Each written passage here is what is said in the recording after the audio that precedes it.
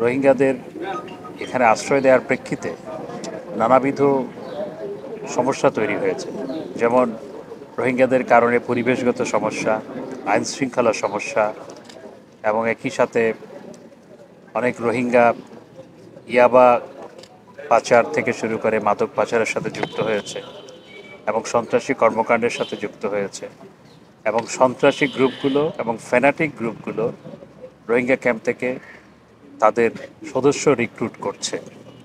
এই সমস্ত সমস্যার কারণে শুধু আমাদের দেশে সমস্যা তৈরি হচ্ছে তা নয়,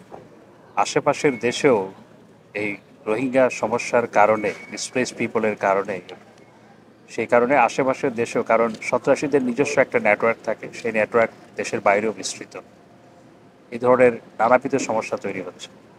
রোহিঙ্গাদের রিপ্যাট্রিয়েশনের ব্যাপারে আমরা মায়ানমারের পররাষ্ট্রমন্ত্রীর সাথে আমার কথা হয়েছে, এবং আন্তর্জাতিকভাবে বিভিন্ন দেশের পররাষ্ট্রমন্ত্রী এবং অন্যান্যদের সাথে আমরা নিয়মিতভাবে আলাপ আলোচনা করে যাচ্ছি, যাতে করে মায়ানমারের উপর কার্যকর চাপ প্রয়োগ করা হয়, যাতে করে মায়ানমার তাদের নাগরিকদের ফেরত নিয়ে যায় পূর্ণ নাগরিক অধিকার দিয়ে।